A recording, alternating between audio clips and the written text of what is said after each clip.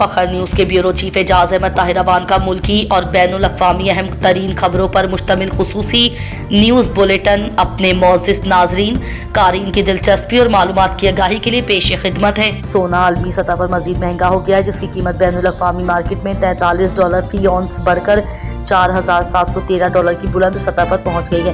اسی طرح مقامی صرافہ بازار میں 24 کیرات کے حامل فی تولہ سونے کی قیمت $4,300 کے اضافے سے $4,93,662 کی نئی بلند سطح پر آ گئی ہے۔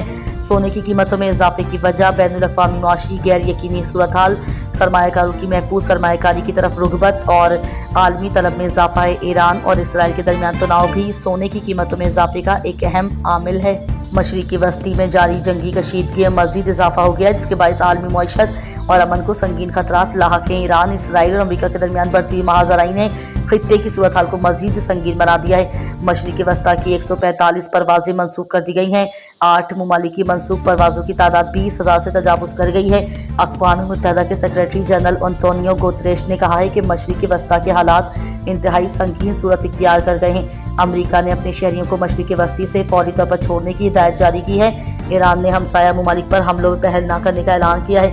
ایران کے صدر مسعود پزشکیان نے کہا ہے کہ ایران اب ہمسایہ ممالک پر مزید حملے نہیں کرے گا۔ پاکستان نے 5G اسپیکٹرم کی نیلامی کا آغاز کر دیا ہے، جس سے ملک میں انٹرنیٹ کی سپیڈ اور رسائی میں بہتری آئے گی۔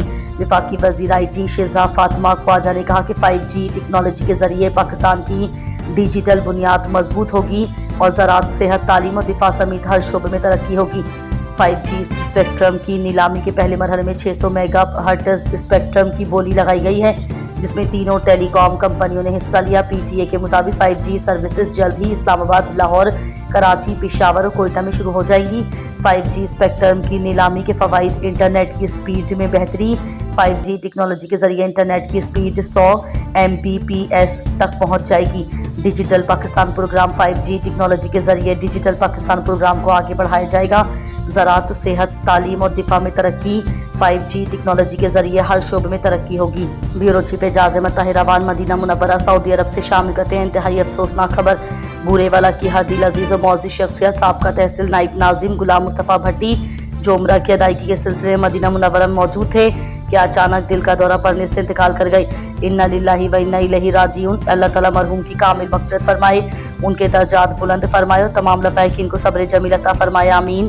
تمام دوست احباب سے گزارش ہے کہ مرحوم کے لیے دعائے مغفرت فرمائیں۔